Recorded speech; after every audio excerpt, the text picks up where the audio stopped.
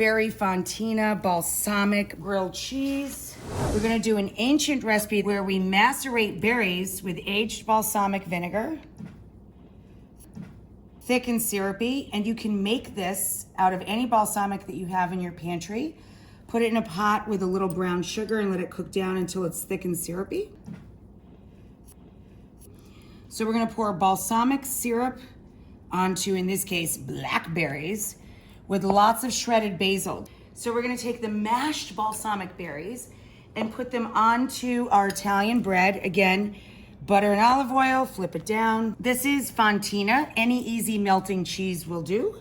And get them onto the griddle. So about a cup of basil, about a half a cup of mint, about a half cup of Parmigiano Reggiano, grated cheese.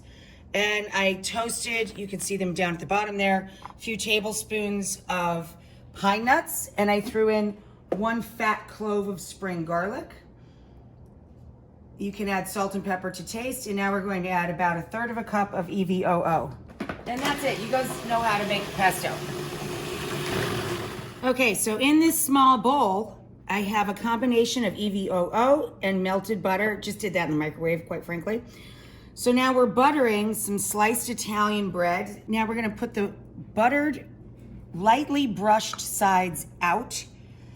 We have a griddle getting hot over medium-low heat. We're going to spread our mint basil pesto on a couple of these slices. You want Mats and Prove?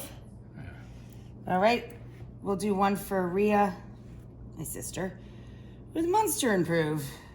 Then we're gonna put this together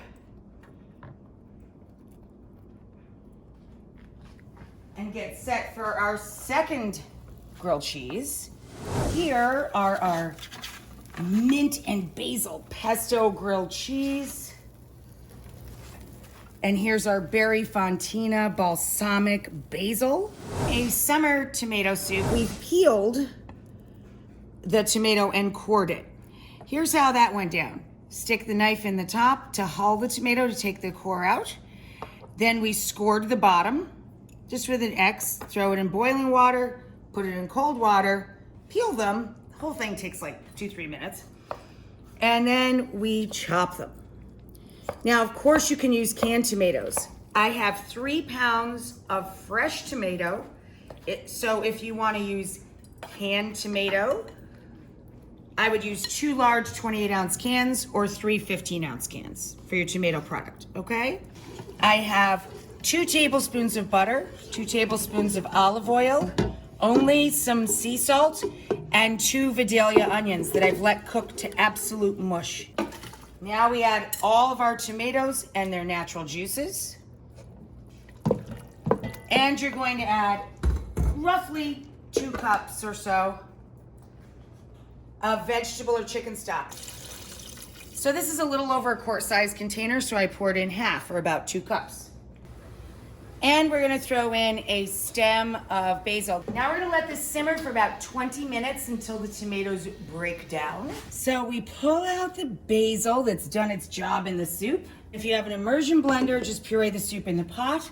Otherwise, you can use a food processor. So just puree and put it back on the stove to simmer until you're ready to serve.